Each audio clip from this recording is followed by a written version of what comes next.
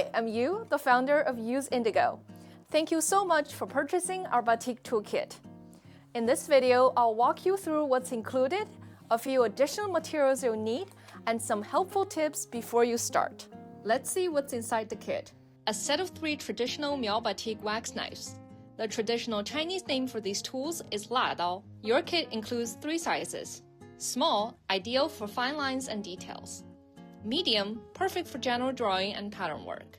Large, great for thicker lines and larger motifs. Batik wax blocks. These are our studio's specially formulated batik wax blocks, designed to create smooth, consistent line work when making wax-resist patterns on fabric. 2 cotton practice fabrics for experimenting with techniques and motifs as you become familiar with the Miao Batik wax knife. For the best results, we recommend ironing the fabric before use. Batik pattern collection. A curated selection of traditional Miao Batik patterns for learning and practicing. All of these patterns carry symbolic meanings in the traditional Miao culture, and they're a wonderful way to practice your line work while becoming familiar with the classic designs. Wax knife pouch and rest. The pouch is for safely storing your batik knives, while the wooden rest provides a spot to set your wax knife down between uses without getting the wax on your fabric. Fine grit sandpaper. Because these are handcrafted traditional Miao Batik knives, brand new tools may occasionally have slightly sharp or rough edges. The sandpaper is to help refine your Miao Batik wax knife and smooth any edges if needed.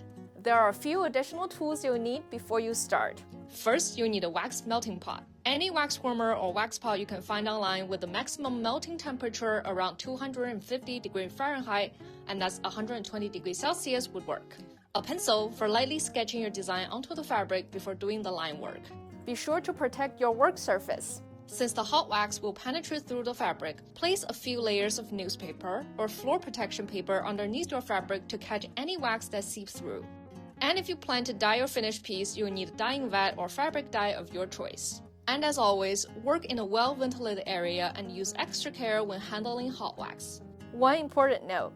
Once you've completed your wax drawing, but before dyeing, it's best to store it in a cool, shaded place. Avoid direct sunlight or excessive heat, as they often affect the wax resist. Here are a few tips that will help your batik journey. Tip number 1.